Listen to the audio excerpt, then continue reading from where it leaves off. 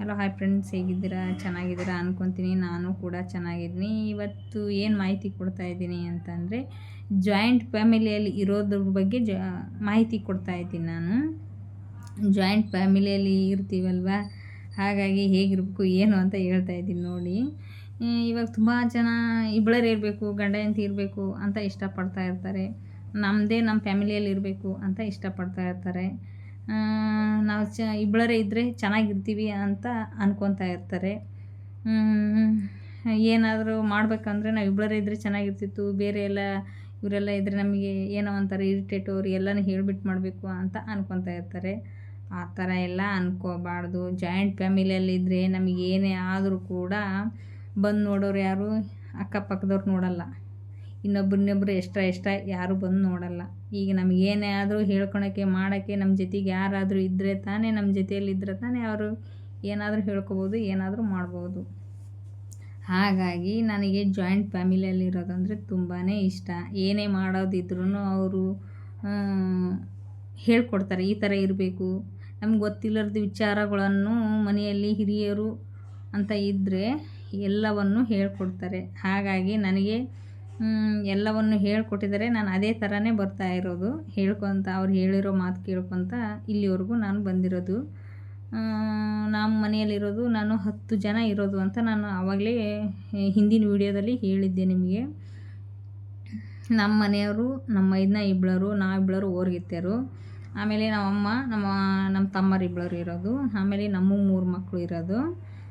ಹಾಗಾಗಿ ನಾವು 10 ಜನ ಹಾಕೀವಿ ಒಂದು ಫ್ಯಾಮಿಲಿಯಲ್ಲಿ. ಏನೇ ಮಾಡೋದಿದ್ರೂ ಎಲ್ಲರೂ ಶೇರ್ ಮಾಡ್ಕೊಂಡು ಮಾಡ್ತೀವಲ್ವ, ತುಂಬಾ ಖುಷಿಯಾಗಿರುತ್ತೆ. ನನಗೆ ಫ್ಯಾಮಿಲಿ ಅಂದರೆ ಜೀವ. ಫ್ಯಾಮಿಲಿ ಬಿಟ್ಟು ಬೇರೆ ಏನೂ ಇಲ್ಲ ನನಗೆ.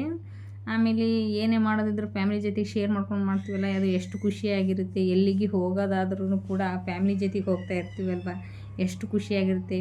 ಆಮೇಲೆ ಫ್ಯಾಮಿಲಿ ಜೊತೆಗೆ ಹೋಗುವಾಗ ಏನೋ ಒಂದು ತಮಾಷೆ ಮಾಡಿದೆ, ಅವಾಗ ಎಷ್ಟು ಖುಷಿಯಾಗಿರುತ್ತೆ ನೋಡಿ. ಇದೇ ಥರ ಇರಬೇಕಾಗಿತ್ತು, ಹೀಗೆ ಇರಬೇಕಾಗಿತ್ತು ಅಂತ ನೋಡಿ ಎಷ್ಟೋ ಜನ ಅಂದ್ಕೊತಿರ್ತಾರೆ.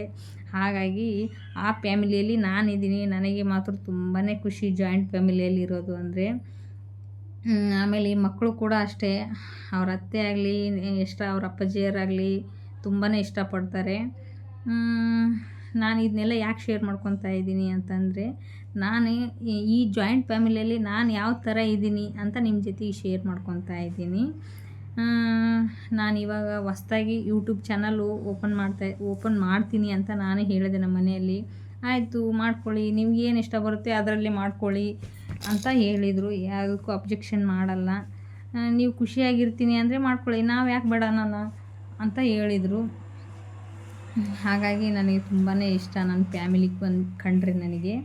ಆಮೇಲೆ ನಾನು ಏನೇ ಅಡುಗೆ ಮಾಡಲಿಕ್ಕೆ ಕೂಡ ಯಾವುದಕ್ಕೂ ಹೆಸರಿಡಲ್ಲ, ಅದಿಲ್ಲ ಇದು ಇಲ್ಲ ಅಂತ ತುಂಬಾ ಇಷ್ಟಪಟ್ಟು ಊಟ ಮಾಡ್ತಾರೆ. ಅದೊಂದು ಖುಷಿ ನನಗೆ. ನಾನು ಏನೇ ಮಾಡಿಕೊಟ್ರು ಕೂಡ ತುಂಬಾ ಇಷ್ಟಪಟ್ಟು ಊಟ ಮಾಡ್ತಾರಲ್ಲ, ಹಾಗಾಗಿ ನನಗೆ ತುಂಬಾ ಇಷ್ಟ. ನನ್ನ ಮಗಳು ಸುಮ್ಮನೆ ತೀಟೆ ಮಾಡ್ತಾ ಇದ್ದಾಳೆ ಇಲ್ಲಿ, ನನಗೆ ಇರಿಟೇಟ್ ಆಗ್ತಾಯಿತ್ತು ಮಾತಾಡೋಕ್ಕೆ. ನಿಮಗೂ ಕೂಡ ನಾನು ಮಾತಾಡೋದು ಇಷ್ಟ ಆದರೆ ನನಗೆ ಇಷ್ಟ ಆಗಿದೆ ಅಂತ ಕಮೆಂಟ್ ಹಾಕಿ. ಮತ್ತು ಏನು ಹೇಳೋಣ ಅಂತಂದರೆ, ಅದೇ ಫ್ಯಾಮಿಲಿ ಬಗ್ಗೆನೇ ಹೇಳೋದು ಇವತ್ತು. ಏನು ಬೇರೆ ಥರದ್ದು ಏನೂ ಇಲ್ಲ.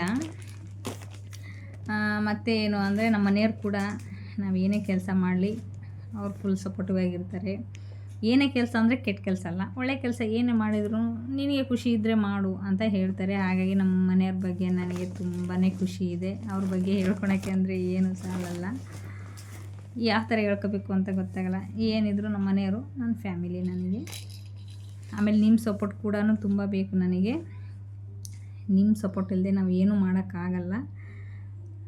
ಈಗ ಹೊಸ್ದಾಗಿ ಯೂಟ್ಯೂಬ್ ಚಾನಲ್ ಓಪನ್ ಮಾಡಿರೋದ್ರಿಂದ ನಿಮ್ಮ ಸಪೋರ್ಟ್ ಕೂಡ ತುಂಬಾ ಬೇಕು. ನನಗೆ ಹೆಲ್ಪ್ ಮಾಡಿ, ಸಹಾಯ ಮಾಡಿ ಅಂತ ನಾನು ಏನೂ ಕೇಳ್ಕೊಳಲ್ಲ. ನಾನು ಮಾಡೋ ವೀಡಿಯೋಗಳೆಲ್ಲ ನಿಮ್ಗೆ ನೋಡಿ ಇಷ್ಟ ಆದರೆ ಸಬ್ಸ್ಕ್ರೈಬ್ ಮಾಡ್ಕೊಳ್ಳಿ. ನಾನು ಮಾಡೋ ವೀಡಿಯೋ ಎಲ್ಲ ನಿಮಗೆ ತಲುಪುತ್ತೆ. ಮತ್ತು ಹೆಚ್ಚಿನ ಮಾಹಿತಿಗಾಗಿ ನಾನು ನೆಕ್ಸ್ಟ್ ವೀಡಿಯೋದಲ್ಲಿ ನಿಮ್ಗೆ ಏನು ಬೇಕು ಹೆಚ್ಚಿನ ಮಾಹಿತಿಗಳನ್ನು ಕೊಡ್ತಾ ಹೋಗ್ತೀನಿ. ನನ್ನ ಚಾನಲ್ ಸಬ್ಸ್ಕ್ರೈಬ್ ಮಾಡಿಕೊಂಡ್ರೆ ಮತ್ತೆ ಸಿಗ್ತೀನಿ ನೆಕ್ಸ್ಟ್ ಲಾಗಲ್ಲಿ. ಬಾಯ್.